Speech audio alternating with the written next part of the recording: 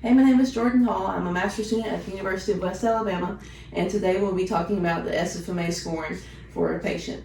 So, there are 4 different scores. You have FN, DN, DP, and FP. So, F is functional, D is dysfunctional, and N is non-painful, and P is painful. So, depending on how the patient does will be how he scores. So first we're going to talk about the cervical test, so cervical 1, 2, and 3 tests. First, I'll tell the patient to stand feet shoulder width apart, hands at their side. And for cervical 1, I'll instruct him to touch his chin to his chest. Alright, so right here we're looking for him to actually touch his chin to his chest. His shoulders are not coming forward, so we would consider this functional. Did you have any pain with that? Alright, so functional, non-painful. If you have any pain with any of these, let me know. Alright, so cervical 2, I want you to look all the way up as far as you can. Okay, and we're looking for this to be within 10 degrees of the ceiling. So he is functional here too. Do you have any pain? All right, so functional, non-painful for this one also. Cervical 3. So I want you to rotate and kind of touch your chin with your hands at your side still. Chin to your clavicle. Okay, other side. Okay. So for both of these, the patient did not move his shoulders forward, and he was able to touch his chin to his clavicle on both sides. So that would also be functional, non-painful. All right, so the next one's going to be our upper extremity patterns, and there are 2 of them. So first, I'll have the athlete standing again, feet shoulder width apart, arms to the sides. I'll ask them to make a fist, and then they'll put their arm behind their back as far as they can on both sides. Okay, next arm. Alright, so here we're looking for the patient to have their fists along, you can let your arm go, along the medial inferior border of the scapula, which is where he landed on both sides, so this would be considered functional, non-painful. The next one is going to be same thing, patient makes a fist, and you're going to go over your head. Okay, other side. Okay, relax. So for these, you're looking for your patient not to have their head come forward, and you want them to be touching the opposite superior angle of the scapula. So with this case, he did not make either one of those. So that would be dysfunctional, non-painful on both sides. Okay, so since this patient was dysfunctional, non-painful in the upper extremity pattern 2, we will take him into a couple different breakouts to figure out what the root of the problem is. So first, we're going to have the patient actively go back into that flexion external rotation position. So go ahead. Okay, other side. Okay, and he was still not meeting that opposite superior angle of the scapula, so this would also be dysfunctional, non-painful. So next, since he can't do that, I'll try to take him passively into that movement.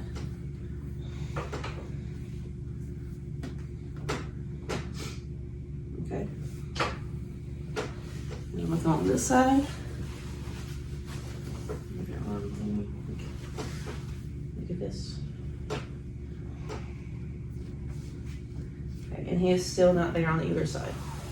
So now, I will take him into the next breakout, which is an external rotation test. So we're going to be here, 90 degrees of abduction. And I'm able to get him into 90 degrees of external rotation, so this is not our problem. This is functional, non-painful. Let me test it on the other side.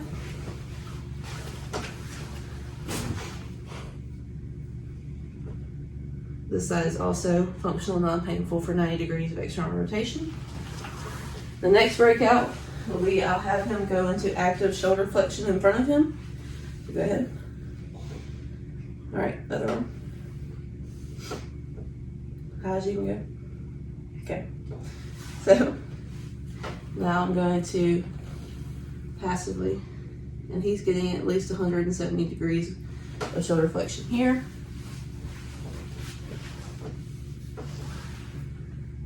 And on this side as well. So this is also functional, non-painful. Now I'm going to have you, with your elbow bent, go into that position. So this, he's a little bit more tight on this side doing that. All right, over. So shoulder flexion with our elbow bent is probably our problem here. because he's dysfunctional, non-painful. Yep. So the next test is going to be multi-segmental extension and multi-segmental flexion. So first, I'm going to tell the patient to stand with their feet together. And you're going to put your hands above your head. And you're going to lean back as far as you can. Okay, stay there. Okay, come back.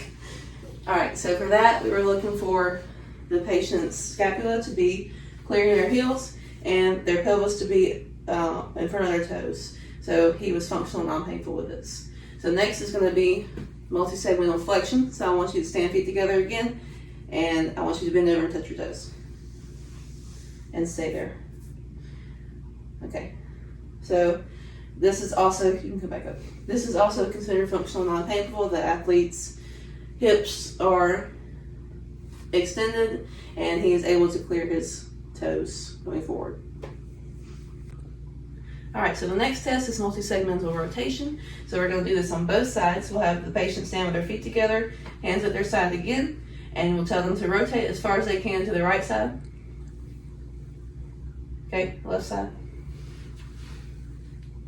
All right, we can go back. So for this, we're looking for the patient's feet to not come off the floor, which in this case it is not on either side, but the only problem that I see here is his pelvis or hips are not rotating with his chest. So you're looking for 50 degrees of rotation in the lower and upper areas. And in this case, the athlete or patient is getting more rotation in his upper thorax compared to his hips. So this would be dysfunctional, non-painful on both sides. All right, so the multi-segmental rotation test for him on both sides were dysfunctional, non-painful. So we'll go into a breakout for both of those, or for that one test. So the first breakout, you're gonna have the patient holding this. Move your hands in. Okay, so we're gonna go into rotation, just seated. So go to the right. You can move the thing over so you don't hit the wall. Okay, left. That hit me in the face.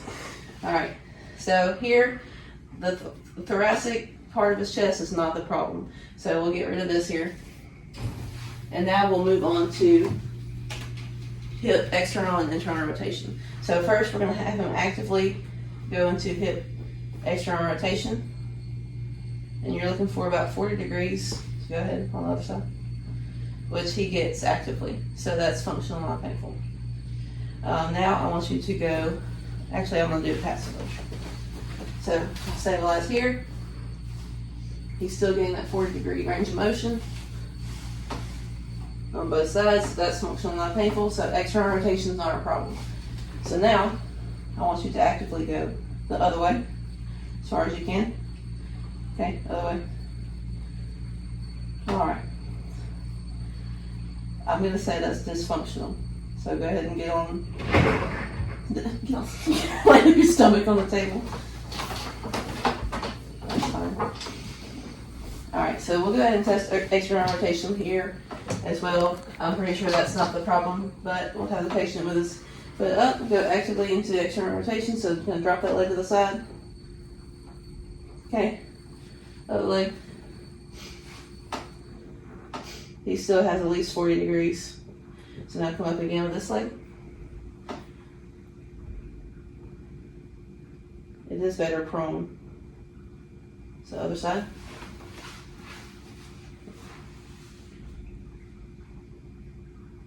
Okay, so internal rotation on the table prone is better than standing. So I'll say we have somewhat of a stability problem, but also we need to work on that hip internal rotation. So next we're going to test a single leg dynamic test, or single leg stance test, but dynamically. So we'll have the patient stand on one leg, and he's going to go into a 90-degree hip flexion and knee flexion stance, and you're going to kind of swing your leg back and forth like you're riding a scooter. Do this for 10 seconds with your eyes open.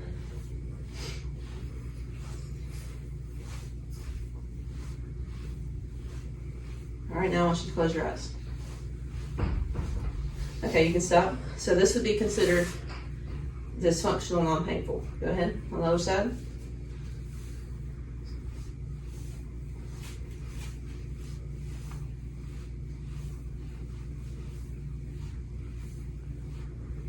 Close your eyes.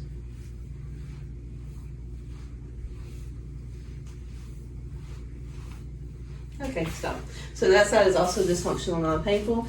With this, we can assume that he has a vestibular problem just because when he closes his eyes, he loses balance.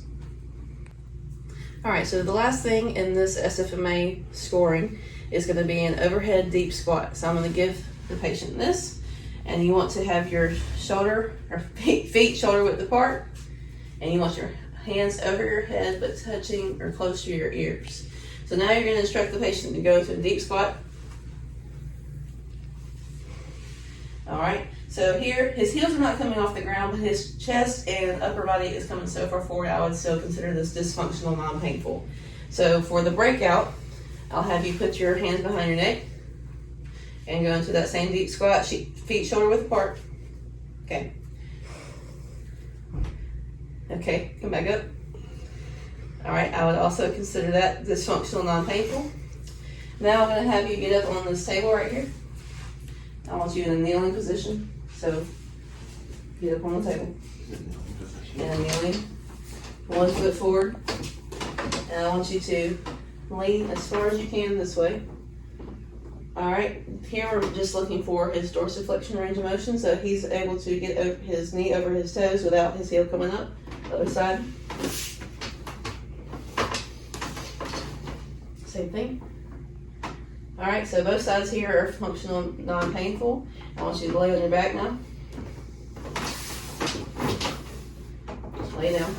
All right, so now we're gonna be testing hip flexion. So I want you to pull your knees to your chest, both knees, and you can hold on to your tibias here, your shins. Yep, go as far as you can forward. Yep, so I would consider that functional, non-painful as well. Now I want you to do the same thing, but grab the back of your leg, so the back of your thigh, and pull as far as you can. All right, so hip flexion here is not the issue. So considering all, you can relax. Considering all these tests in the breakout, I would say this is a stability problem for him.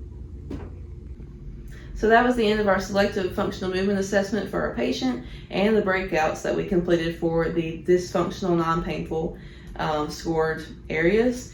Usually you'll start with the dysfunctional, non-painful. Don't even worry about the functional, non-painful. So in this case, he was about half and half for each one. So I hope you enjoyed this video.